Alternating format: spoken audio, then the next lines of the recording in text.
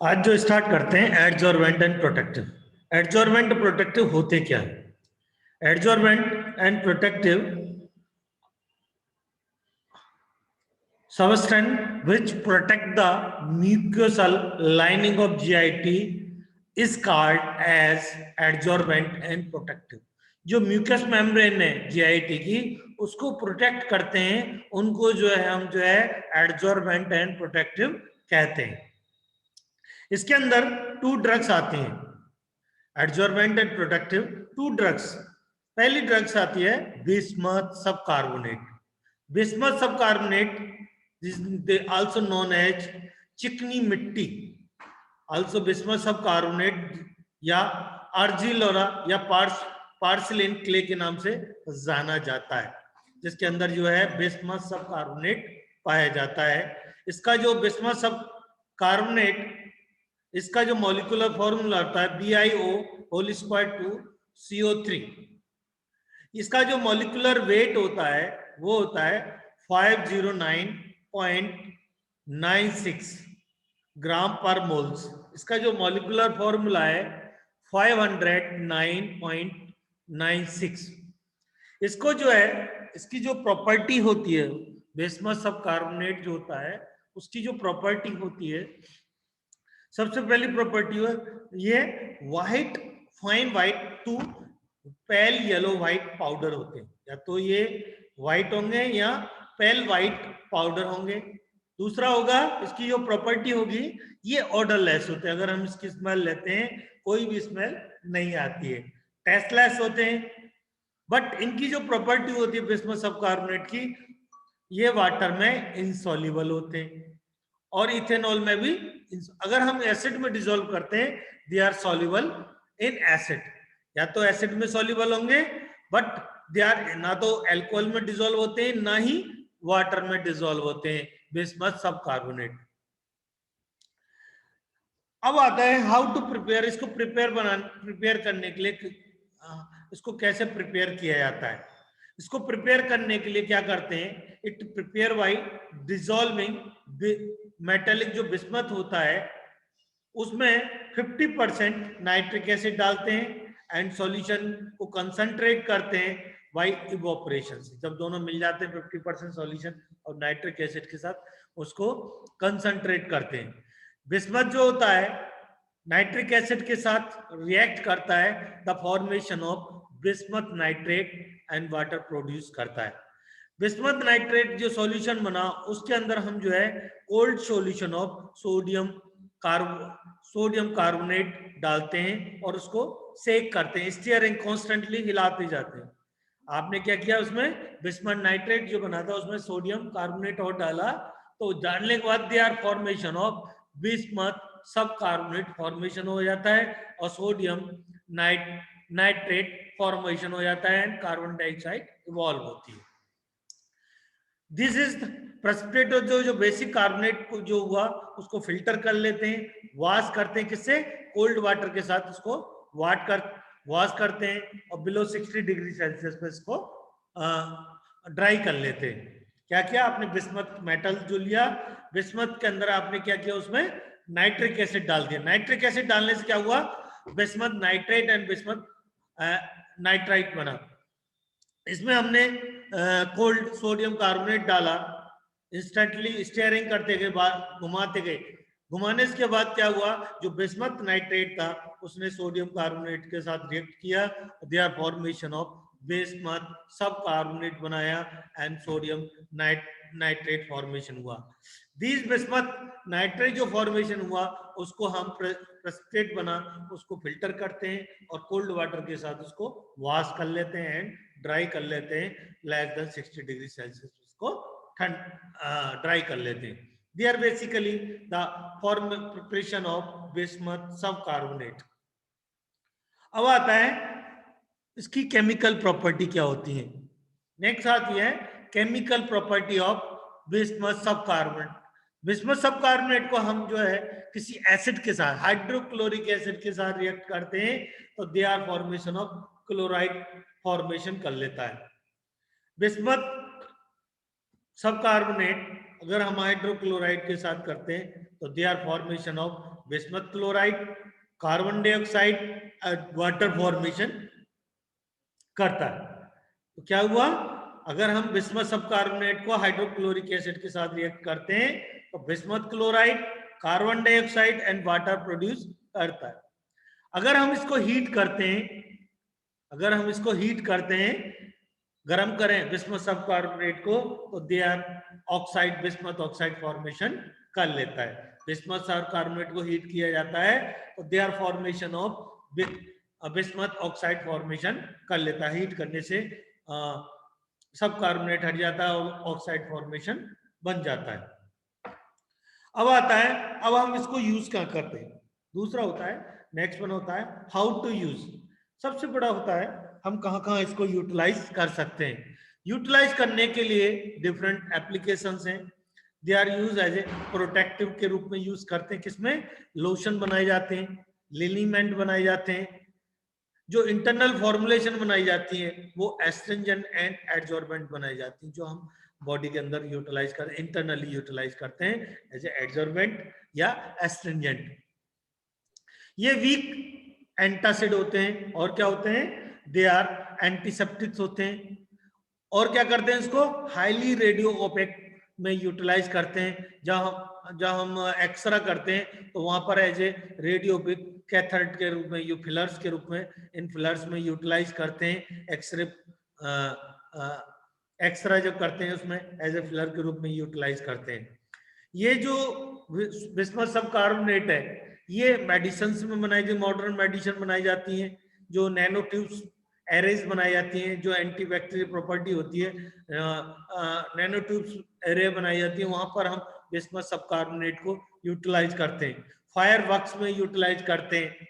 They are milk of bismuth, जो milk of bismuth आता है, constant of milk of bismuth के रूप में यूटिलाइज करते हैं। पॉपुलर डाइजेस्ट ट्रैक्ट के रूप में यूटिलाइज किया जाता है। तो ये डिफरेंट एप्लीकेशंस हैं। They are use as a protective के रूप में यूटिलाइज करते हैं। एडजॉर्बेंट, इंटरनली जो है एडजॉर्बेंट के रूप में यूटिलाइज करते हैं, एंटीसेप्टिक के रूप में यूटिलाइज करते हैं, वीक एंटासिड के रूप में यूज करते हैं। जो एक्सरा किया जाता है वहां पर एज ए फिलर के रूप में यूटिलाइज करते हैं। They are highly radio opaque के रूप में यूटिलाइज करते हैं। मॉडर्न मेडिसिन जो बनाई जाती है, जैसे नैनो ट्यूब एरे बनाई जाती है, वहां पर हम इसको यूटिलाइज करते हैं, एंटीबैक्टीरियल प्रॉपर्टी के रूप में यूटिलाइज करते हैं। तो they are different fire works में यूटिलाइज करते हैं। They are milk of magnesia, जो पॉपुलर ड्रग है, जो डाइजेस्टिव पनेशिया में यूटिलाइज किया जाता है, डाइजेस्टिव पनेशिया में यूटिलाइज करते हैं, वहां पर भी हम इसको यूटिलाइज करते हैं। They are basically different applications of bismuth सब carbonate. They are basically different properties होती हैं। नेक्स्ट ड्रग आती है केओलिन। अभी जो पढ़ रहे थे बिस्मथ सब कार्बोनेट, नेक्स्ट ड्रग है केओलिन। केओलिन जो होती है, इसका जो मॉलिक्यूलर फॉर्मूला होता है वो Al2SiO5OH2 द मॉलिक्यूलर फॉर्मूला। इसके अंदर एल्यूमिनियम ऑक्साइड सिलिकॉन ऑक्साइड का कॉम्बिनेशन से बना होता है, जिसके aluminium oxide silicon oxide they are present होता है। इसकी जो प्रॉपर्टी होती है, जो केओलिन की प्रॉपर्टी होती है वो सबसे बड़ी होती है, दे आर व्हाइट पाउडर्स होते हैं, ऑर्डरलेस होते हैं, क्ले लाइक टेस्ट होता है। क्योंकि ये क्ले लाइक होती हैं तो इसका जो टेस्ट होता है क्ले लाइक टेस्ट होता है। और जितने केओलिन है ये वाटर में इनसॉल्युबल होते हैं, एसिड में इनसॉल्युबल होते हैं, बट सॉल्युबल एल्कलाइन हाइड्रोक्साइड में सॉल्युबल। आपने देखा होगा बिस्मथ सब कार्बोनेट एसिड में सॉल्युबल था, बट केओलिन एल्कलाइन में सॉल्युबल है, एसिड में सॉल्युबल नहीं है, एल्कलाइन में सॉल्युबल है, एंड वाटर में इनसॉल्युबल है। वो भी वाटर में इनसॉल्युबल बट एसिड में। बिस्मथ सब कार्बोनेट जो था वो एसिड में सॉल्युबल था, बट जो केओलिन है वो एल्कलाइन में सॉल्युबल है, एल्कलाइन सोडियम हाइड्रोक्साइड में सॉल्युबल है। They are basically different physical property of kaolin.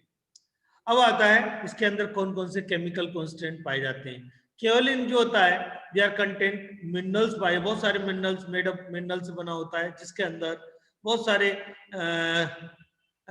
Constant पाए जाते हैं।